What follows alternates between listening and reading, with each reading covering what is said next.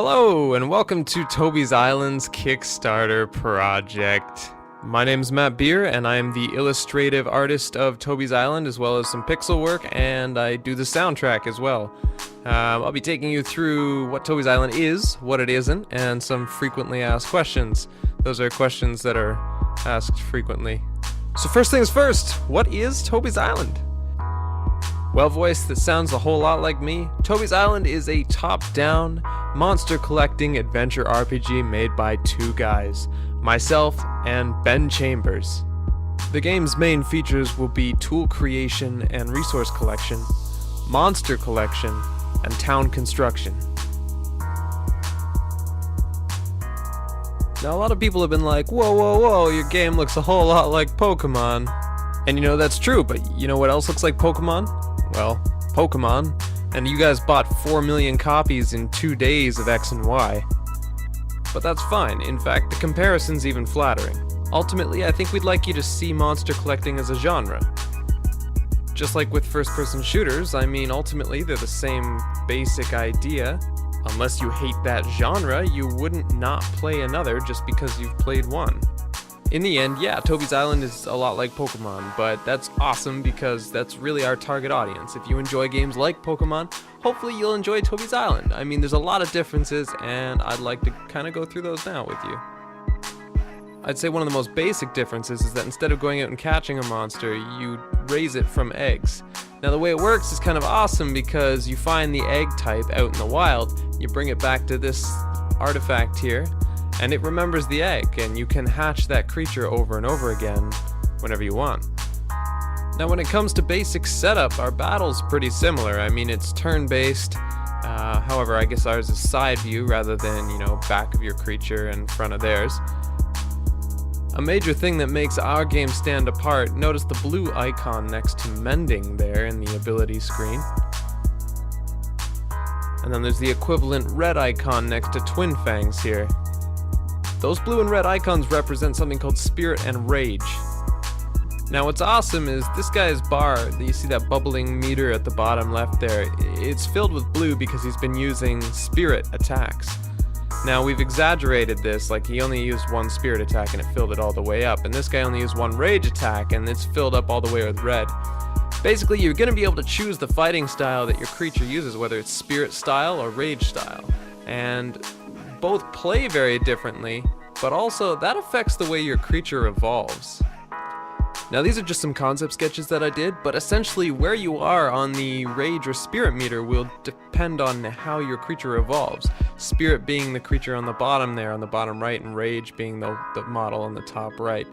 Now, basically, there's going to be tons of things that affect which way your creature evolves, and some creatures will have 3 or 4 different paths based on, what time of day it is that they evolve, how old they are when they evolve, number of wins and number of losses, all sorts of things. We want that to be something you guys can explore, something you can share on a wiki, basically have you guys really curious about all the possibilities that exist and that are hidden in our game. Okay, notice how the picture behind the battle sprite is not the same monster as the sprite itself. Now that's a feature, the last feature I guess, the last major feature that I want to talk to you about today, and that is spirits. Now, a spirit is a monster that you can't actually have in your party and evolve. It is a thing of itself, and you actually enchant it or equip it, however you want to word that, onto your creatures that you own. Now, not only does that give your creature unique abilities to use in battle and passive abilities that happen all the time and bonus stats and all kinds of things like that, but these creatures actually give us a way to tie storylines to characters despite the fact that your party is always changing. The monsters in your party will always change, but the spirits will always be the same.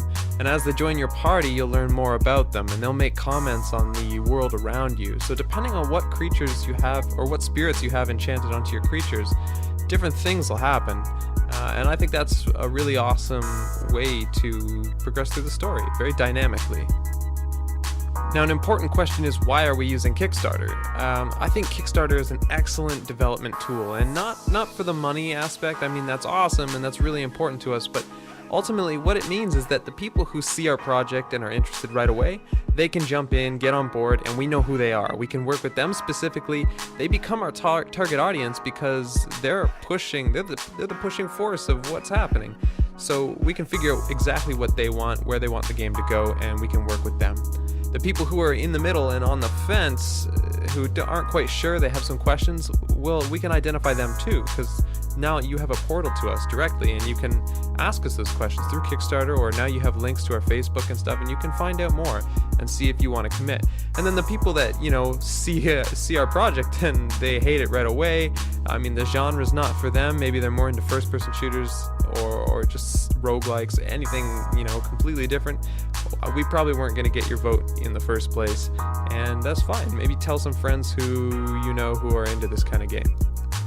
So another big question to ask is, what will we do with the money that we get from our Kickstarter? And to answer that, I kind of have to give you some background on how this game's being developed. It's basically out of pocket and on our own time, two guys, who have other jobs. In my example specifically, I'll go to work for a 9-hour shift and come home, and then I do a client-based graphics design company as well. So I'll spend time checking emails and working with clients on work there. And then at the end of the day, if I have any time, I force myself to put time into Toby's Island, and I really want this project to be good and to be done. But I'm working on it exhausted and as a second priority. Essentially, we'd be buying time. We want to be able to work on this project full-time, and if you want a professional project, you need people who are working on it professionally. I want to do Toby's Island as a profession. I want to make this game. I want it to be polished, and the more resources we can get to do that, the faster it'll come out, the better it will come out, and the more features we can put in it. That's all there is to it. So when is the game being released, and what are the system requirements? Well, as for when it's being released, we'd like to aim for the middle of next year, but of course we would rather make sure it's finished and polished and done the way we want it to be done than put it out before it's ready. So ultimately it will come down to how we feel when we get there. We'll put it out when it's done. So our estimate is middle of next year, but we don't want to make any promises, because I'm sure you guys have had games that weren't polished and weren't finished and wished that the developer had just taken the time to make sure that their game was quality. As for system requirements, I actually ported the game over to a really crappy PC and ran it off a USB stick to try and force lag, and I actually couldn't do it. So unless you're running the game off your refrigerator, I think that you should be fine. As for specific numbers, we don't have that yet, but it runs really low, and despite that attempt to create lag, not making lag, you can actually still even go into the settings and turn the graphics down if for some reason you are having problems with it. So you should be able to run it almost no matter what.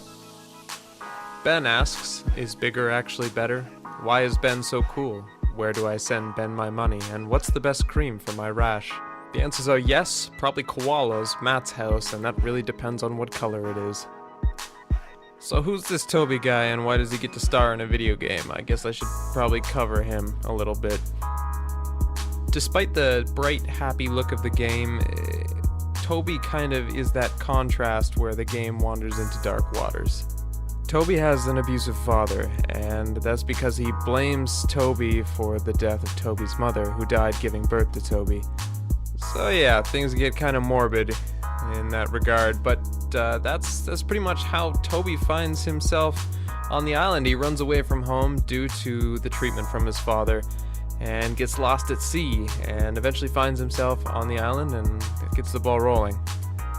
I guess last but not least, you heard mention of our town building features. I really want to hold off on talking about those just because there isn't a whole lot to show you. But essentially, you'll be building a village instead of working with a skill tree. The more resources that you invest into building your village, the more supplies and items and friends, actually, you will have to aid you in your journey. And I think that's going to be a very interesting way to play the game, because you will have your experience for your characters, but also that side where you really have to decide whether you want to invest resources into your town or not. There are other things to pour resources into, and it'll be interesting to see what playstyles people choose.